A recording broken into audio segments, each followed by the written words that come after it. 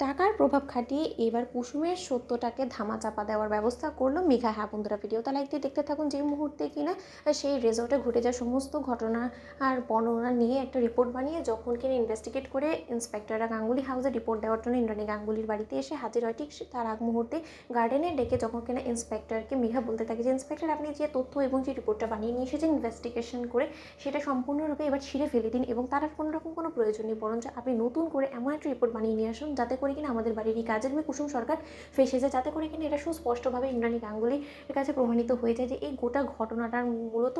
পেছন থেকে করল কাঠি নাড়ছিল কুসুম সরকার, এবং কুসুম সরকার ইচ্ছাকৃতভাবে সেই সিরিয়াল কিলারদেরকে এনে আমাকে রীতিমতো পথ থেকে সরানোর ব্যবস্থা করেছে, যাতে করে কিনা ও আয়ুষ্মান গাঙ্গুলির স্ত্রী হয়ে এই বাড়ির বড় বউয়ের মর্যাদা পেতে পারে, এবং সেই সমস্ত রীতিমতো হিংসা প্রতিহিংসার জেরেই সেই রীতিমতো নাটকগুলো করেছে। যখন কিনা সেই রীতিমতো ব্যর্থ হয়েছে এই সমস্ত কিছু করে, তার পরবর্তীতে সে স্বেচ্ছায় সেই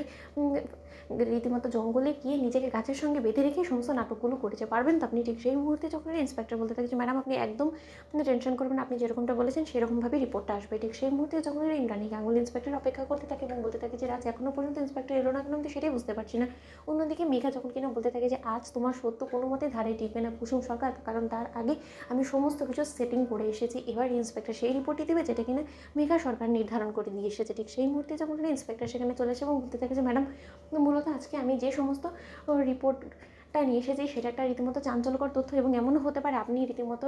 আপনারই প্রিয়জনের উপর থেকে বিশ্বাস হারিয়ে ফেলতে পারেন, যাকে কিনা আপনি সবথেকে বেশি বিশ্বাস করতেন। ঠিক সেই মুহূর্তে ইন্দ্রাণী গাঙ্গুলি বলতে থাকে যে কে সেই ব্যক্তি যে কিনা আমারই খেয়ে আমারই পরে আমার পিঠ পিছনে ছোড়া ঘোপার চেষ্টা করছে, আমি তার নাম জানতে চাই, বলুন ইন্সপেক্টর কে সেই ব্যক্তি। ঠিক সেই মুহূর্তে আয়ুষ যখন বলতে থাকে ইন্সপেক্টর, আমাদের ধৈর্যের পরীক্ষা নেবেন, আমরা সে কখন থেকে অপেক্ষা করে বসে আছি, বলুন তার নামটা, ঠিক কে এই সর্বনাশটা করেছে আমাদের, বলুন। ঠিক সেই মুহূর্তে ইন্সপেক্টর যখন কিনা বলতে থাকে যে কুসুম সরকার। ঠিক সেই মুহূর্তে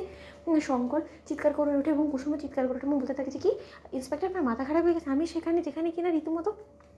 এই চক্রান্তের শিকার হয়ে গিয়েছিলাম, সেখানে কিনা আপনি বলতেন যে এই সমস্ত কিছু আমি করেছি, সেটা আপনি কী করে বলছেন বলুন। অন্যদিকে আয়ুষ যখন কিনা বলতে থাকে যে ইটস ইম্পসিবল। ঠিক সেই মুহূর্তে মীনাক্ষী যখন কিনা বলতে থাকে যে দেখেছো তো দিদি, আমি তোমাকে বলেছিলাম না, এবার পুলিশের রিপোর্টও সেটাই ভেসে এসেছে, এবার আরও বড় বিশ্বাস তোমরা তোমাদের বাড়ির এই কাজের মেয়েকে। ঠিক সেই মুহূর্তে যখন কিনা ইন্সপেক্টর বলতে থাকে যে দেখুন সেদিন রাতের বেলা ওনাদের ড্রিঙ্কের মধ্যে ঘুমের ওষুধ মিশিয়ে ওনাদেরকে অচেতন করেও ওনাদেরকে রীতিমতো এক পর্যায়ে